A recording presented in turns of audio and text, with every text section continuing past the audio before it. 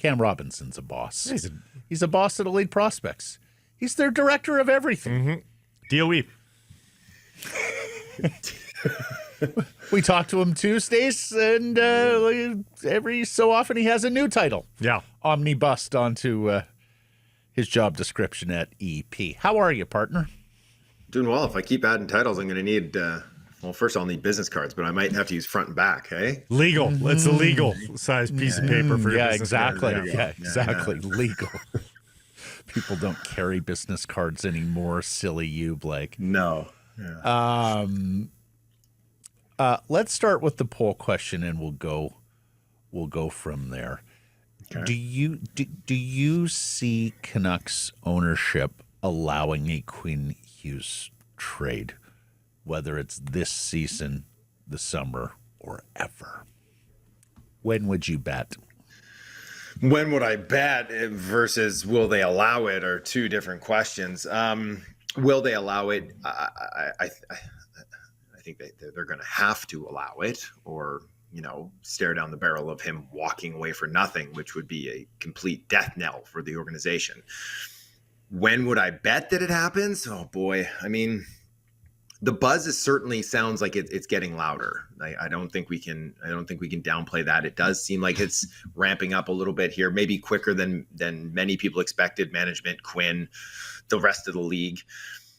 I don't think I see anything happening before Christmas, but could it happen before the trade deadline? Yeah, I think it could. And we've talked about it before, even when I was down there in studio with you guys, is that the greatest return on investment will be this year. The sooner you do it, the longer that team has Quinn under contract for, the more they're going to be willing to pay up. And the byproduct of it is you no longer have Quinn Hughes on your roster. Thus, your team is worse. Thus, the likelihood of getting a higher pick increases. So if you know you're not going to be able to retain him, the sooner you trade him, the better, assuming you get the package that you desire. So what about this draft, though, too? Like, how important is it to get the trade done this season because you want to get in for this draft rather than just get draft picks for the next draft? Is this draft that much better than next year's, do you think? I haven't sunk my teeth into 2027 enough to really say that confidently at this point. Okay. 26 is a pretty good draft, though. You absolutely want a top 5 pick this year. And then if you can grab yourself another one in the top 15, you're feeling pretty good about yourself. 27 has obviously Landon DuPont. It has that kid out, his name is left my brain here, the big power center out in the queue. There are some assets coming in 27 as well, but I'm not sure about the depth of it at this point too. But like I said, the quicker you can get these young high-end assets into your system, the quicker they will, matriculate and then be into your roster down the road, right? So you can hopefully turn this thing around in 3-4 years, right? I believe you mean Alexei Joseph. Yes, Joseph. With the St. John. And I believe you mean 1 to 2 years because that's probably the the speed at which.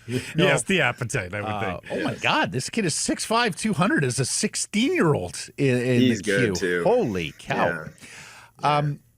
Yeah. Obviously, the best hockey logic, Cam, is to get a trade done by this deadline.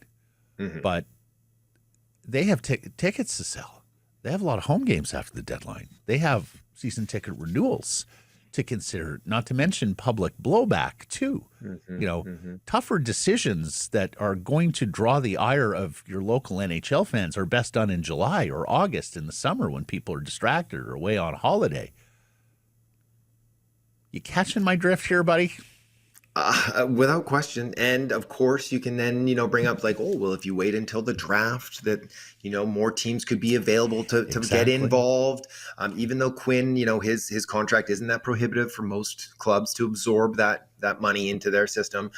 But again, now you're getting him for 1 year versus 1.5. And there is value to an extra playoff run for teams, a lot of value for that. Even if they don't think that they have a chance to re-sign him long-term, that's obviously going to mitigate the return a little bit, but you might be able to sell some teams that, hey, maybe he does. Maybe he does extend. Maybe he just wants to win. Maybe it's not all about playing with his brothers. Maybe he just wants to win, which could absolutely be the case. So can you not hear it already? We didn't trade him at the deadline because, teams weren't able to talk to him about an extension and the offers weren't good enough because, they blah, blah, blah.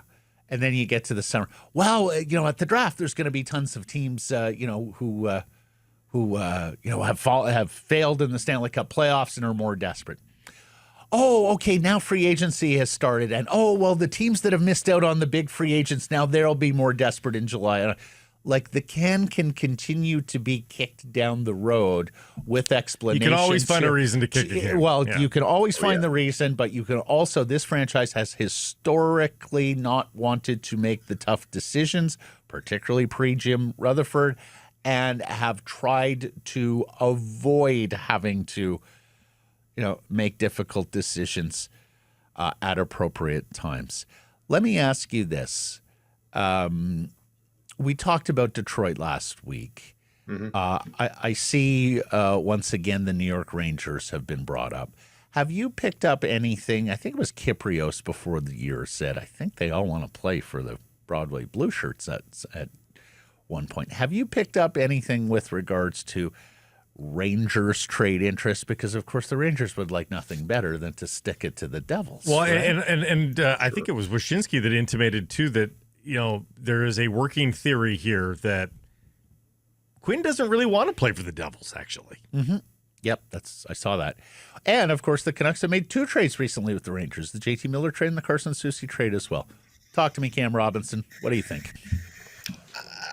I mean, let's just get this out, right away here, is that the package has to be massive if you're trading him this year. It has to be. Even though it's only a year and a half or whatever it is, it has to be massive. This is a true blue superstar in the prime of his career. You simply do not get an asset like that on the market often. In a lifetime, sometimes you go without it. So you can go ahead and shop them. And if 25 teams around the league aren't calling, engaging what that could mean to get Quinn Hughes, they're not doing their job. So I wouldn't be surprised at all if the Rangers are in there, kicking around. I haven't heard their name, but it wouldn't shock me. I've heard Columbus a couple of times as a sneaky team that might be interested. Obviously, other than Detroit and Philly, we've heard about Carolina, I'm sure would be very, very interested. These teams that have stockpiled assets, U23 assets, have draft picks.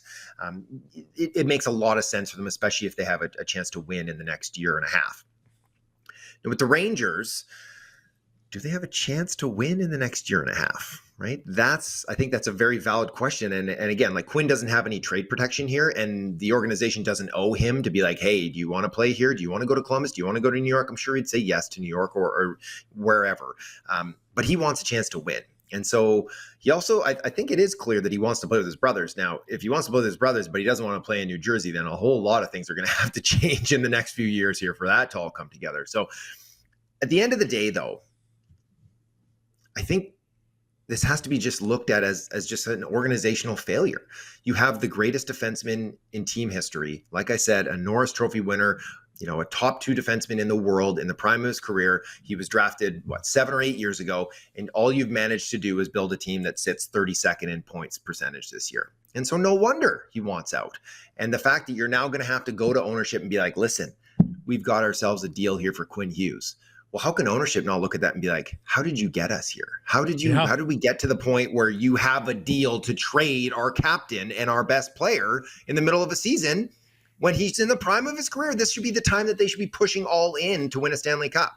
And so that's kind of where I wonder about when you ask, will ownership allow a Quinn Hughes trade? Well, they're going to have to, but are they going to allow this management group to make that trade who got us into this position, right? But the question is, but you also have to then counter that and say, if you're an astute owner and one that knows the business after owning the team for like 2 decades at this point, you also know it's just the position you find yourself in. And there is no stuffing the genie back in the bottle at this point. No. So you have to make the most of this situation. So you can be all mad and say, how do we get to this?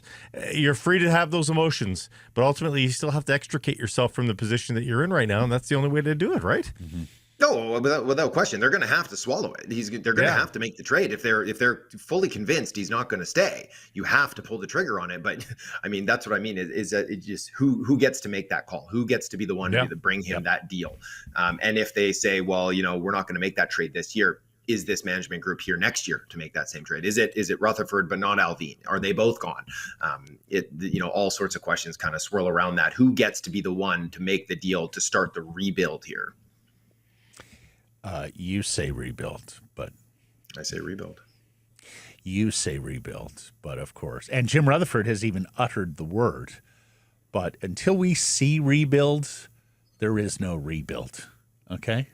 Until it's slapped on anybody Rodgers. can take a rebuild. Anybody can take a rebuild. No. Because it's about the holding of the rebuild. No, this is instructive. We're in the Christmas season. So you're going to hear a lot about Santa this month, but nobody ever really sees Santa, Cam. I feel like that's an equivalency for the word rebuild. It's a feeling deep inside. Yes, it is. Yes, it is. The spirit of a rebuild. Every time a bell rings, a rebuild is born. Yeah. And I say that because, and Mike's got the graphic here, Mike Russo of The Athletic yesterday, even with the Canucks understanding that, oh my God, we need a second line center, we're all in to keep Hughes this year, Michael Russo reports that they didn't want to trade Aatu Räty, the number 15th pick, and goalie Archer Shilovs, which tells me, okay, at least they value young assets. And yet, if you were going to be aggressive, if it was about keeping Hughes at all costs, my God, this is a trade that you have to make. Like, I like Aatu Räty a lot. 15th pick turns into Cootes. I like him a lot. We knew they had to part with Shilovs. They're not willing to give up Aatu Räty and 15th overall for Marco Rossi. We asked Rager if not about this report, but just generally. Oh, I think Russo's pretty good on the Wild. Yep. I think you can take that one to the bank. What do you think? Räty 15th overall and Shilovs. Were you surprised the Canucks said no?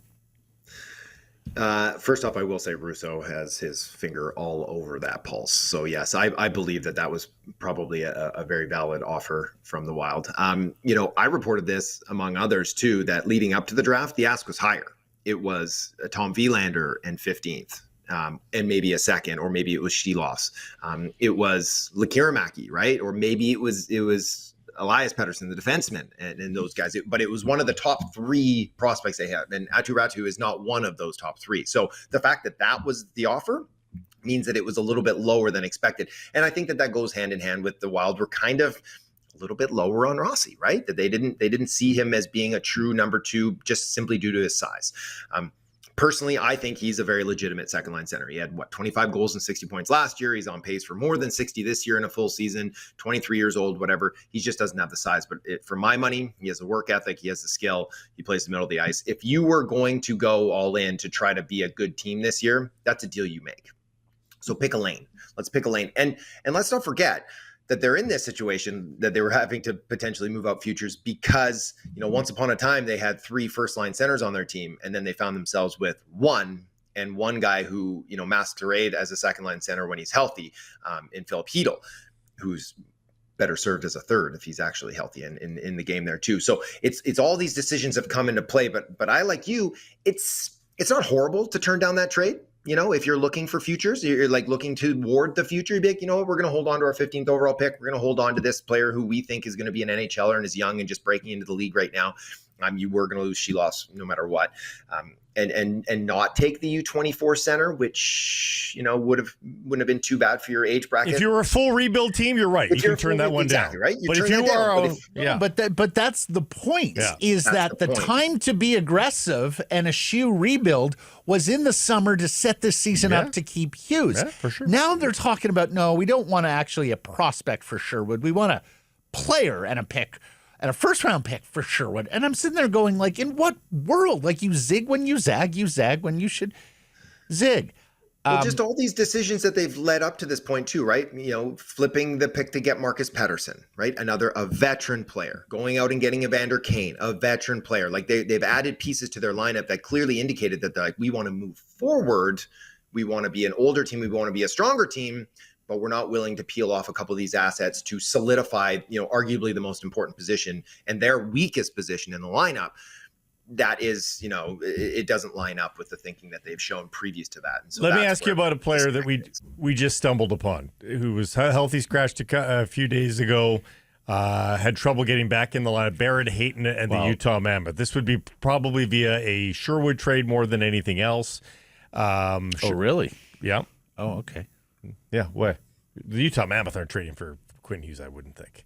It's certainly not a Hughes trade. I wondered if that was just a patch the dam future asset or prospect. But sure, he had a great year last year. Yeah. He's had a horrible year this year. Do you think that the Mammoth part with Hayton, and is that a player worth pursuing if you're the Canucks? I mean, as a somewhat of a reclamation project, sure, he's 25 now. He, was overdrafted and overhyped, and that, the Canucks can thank them for that too, for getting Quinn Hughes. He had an okay season last year, scoring 20 goals, but he's never, that was, by far his best season. He's never broke 50 points. I don't see him as a true offensive center in the league here. Now he's only got, I'm looking, 5 points in 26 games. If that's your return for Kiefer Sherwood, I think you fumbled the bag. I don't think that's. I think you should be. I think you should be swinging for the fence. I'd heard that maybe they were kicking the tires on. Could we get a Kent Johnson for a Kiefer Sherwood? Younger player, far higher offensive ceiling. That's a project I could get behind if they want to go trade Sherwood for an already NHLer rather than going for picks and prospects. You take that route. You take a big swing on a high upside kid, not someone who's basically shown their ceiling already. Is Barrett Hayton better than David Kampf? Oh, wow, of course. Hold on. You're going to need to give him more in Sherwood. For what? Do you think you need to give him more in Sherwood for Kent Johnson? Yeah, Columbus isn't going to give him away. But if it's true and that's what they were asking for, I like that thinking at the very least. But Columbus isn't going to give that kid away. They still believe in him, that he's got just supreme upside. Like when he's on, he's one of the silkiest players in the league. So if you could pry him out for a pending UFA, a guy who's, been out kicking his coverage with his shooting percentage, but is a great player, an impact player who can help a lot of teams, that's a win. That's the type of player you target. I would happily give more. Happily. Let me ask you, would you move Garland for Kent Johnson? I don't think the Canucks would. Yeah, I don't think the Canucks would. No, not with his deal signed up. They really like him. He's a culture guy. But would I, if the banished word is out there and we're rebuilding?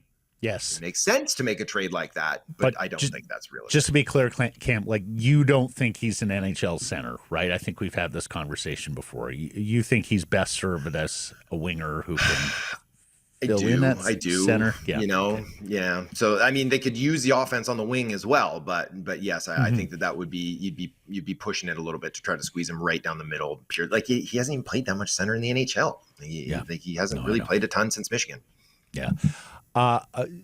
Getting back to this draft, I spent 15, 20 minutes yesterday poking around elite prospects. I love your draft center tab section, where you not only show the draft prospects and, of course, the elite prospects rankings that came out last week. We talked about those, and a consolidated top 100, which is a very neat tool as well, and Cam's consensus top 32.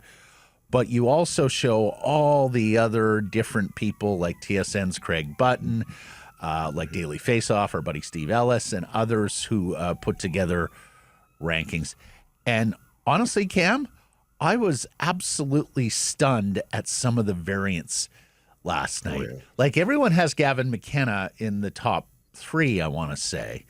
But he's no longer the number 1 overall. Like Verhoff is in everybody's top 5, but like some guys have him 1, some guys have him 4. I see Stenberg, the Swedish winger we talked about yesterday. He's now getting some number 1 love from some sites. But then like it goes beyond that. Like Button's got a Finnish defenseman in the top 5 that others have like down towards the end of the first round. I'm seeing some forwards in the top 10 that others have in the second round. Talk to me about just the mishmash that seems to be going on. When you say they need a top 5 pick in this draft, who is that top 5, right? Well, if you're asking me who those top 5 guys are, it's Gavin McKenna, it's Ivar Stenberg, it's Keaton Verhoff, it's Chase Reed, the American defenseman, and then you've kind of got your pick. Is it Ethan Belchez? Probably that's probably your top 5 right there. And then you're kind of moving around a little bit. It's Xavier Villanueva, it's Ryan Lynn, it's Carson Carrolls, it's you've got another group kind of just behind that. I think Carson Carrolls could push up into that spot. He's very good too. But for my money, those are the 5 that should be hanging around everybody's top 6 anyways. Is that you've got a couple of elite defensemen, couple of elite wingers, and then maybe it's Tynan Lawrence too, that center, the only really true number one center prospect out there that could slip in as well. He seems to have some helium with some folks. I saw him ranked number 1 and number 2 on somebody's list yesterday. Yeah. So when I did the preseason Cam's consensus there, where I pulled 8 scouts from 8 different teams, and then valued out their picks in the top 15. He was number 2 preseason, right behind McKenna, ahead of Ehrhoff, ahead of Lynn. Stenberg was 7. Now I'll do that exercise again after World Juniors, and I've got it up to 10 teams now, which is exciting. So we'll see. I'm sure Stenberg's going to be much higher than 7th, especially because I think he's 7th in league scoring in the SHL right now at a point a game. Like, historic draft eligible season for Stenberg. Really interesting. The World Juniors is going to be super interesting because McKenna's going to be there, Stenberg's going to be there, Ehrhoff should be there, Carson Carroll should be there. So we're going to get a nice look at a lot of these top guys playing in a big pressure-packed moment, and that's going to probably move the needle a little bit too. Asking for a friend, if you were looking to replace like a really good defenseman, you had a big hole all of a sudden on the blue line, you were looking to draft a player with really high end, of those few defensemen at the top, who would you take? Again, for a friend. For a friend, yeah. I think you might know him. It would be Chase Reed. So the highest pure offensive upside is Xavier Villeneuve, the Q defenseman. There were some people who hoped he was going to be at the World Junior Camp for Canada there too. I think he probably just missed out. But for me, it's Chase Reed, 6'2", right shot guy, skates extremely well, excellent skater, high end offense. He just scored a hat trick the other night. He leads all draft eligible defensemen in the CHL in scoring, and he's added a nice defensive side to his game this year too. This is the kid who got cut from the USHL less than a year and a half ago. Had to go to the Null, jumped over to the O. Now he's I think he's off to Michigan State next year too. So he's got a nice tour of North America here. But he's a player. He's a guy that I think can be a true number one, a guy who can put up a ton of points and play in all situations. So it'd probably be Chase Reed for me. Last question on the World Junior training, not selection camp, Cam, yes. Which begins Friday and involves Braeden Cootes. First of all, tell me why they're not calling it a selection camp, despite the fact they are cutting players and selecting others. And secondly, do you think Cootes is in peril at all? And where do you think he stacks and fills, assuming he makes the team? Okay, so we got 27 guys going to camp. You're allowed 25 to come with you to Minnesota this year. Canada is going to bring 24, so they're not going to fill it out all the way. Obviously, you can only dress 20 for any game. So there's going to be 4 guys that are coming there to sit and watch. And if there's injuries, then they'll slide up. The reason that they did this is a couple of the NHLers, so Misa and Zane Parekh, are coming in a little banged up. Misa just came back from an injury, went to the American League and had a little conditioning stint. I think he played at least one game. Parekh hasn't done that yet. So they're kind of there as just in case these guys aren't ready to go. And they're also, Team Canada is holding out hope that they're going to get, another NHLer or two before the tournament kicks off. So I think they're going to wait until December 22nd as well, before they say, okay, fine, we won't get any of these guys. And a little birdie has whispered that they might be able to get Sam Dickinson. 50-50 shot that they get Dickey back too, which would be huge for them. So they're going to cut a forward, they're going to cut a D, and they're going to cut a goaltender. Josh Ravensbergen is already cut, unfortunately. He's just Carter George and Jack Ivankovic are going to have that spot. Talking to some people around, it seems like the players that are in risk up front, Carter Bear, Caleb Desnoyers, who, came back from injury recently. And so he's a little rusty still. And Braeden Cootes, I'd say, are kind of the bubble guys up front right now. One of them's going to likely get sent home, and then 2 of them are probably going to be watching from the sidelines as well. On the blue line, I think we're looking at Jackson Smith and Keaton Verhoff as guys right now looked at as bubble guys. One of them's probably getting sent home. The other one's going to start in the press box. I think Cootes has a bit of an uphill battle, but he has a really strong history with Hockey Canada. Captain the U18 team there, loads of points last year in Texas for the U18s too. Why I think he should be on the team and why I think he should be up the lineup too is that, they have 9 centers coming to this camp. A whole bunch of them are going to have to move to the wing, obviously. And he's he can win faceoffs. He can play the wing. He can kill penalties. He's a leader. He can skate. He does all the little detail things that you want from a player down your lineup. And, if all of a sudden someone gets hurt or they need a spark, you can throw him up and be your first line winger. And he could fit in that position well too. So for my money, I think Cootes should be ahead of a guy like Desnoyers, who I know was drafted much earlier than he was. And a guy like Carter Bear, another one who's coming off a pretty disastrous injury last year too. So I think he's got a good chance of making this team, but we'll see if he actually gets into games.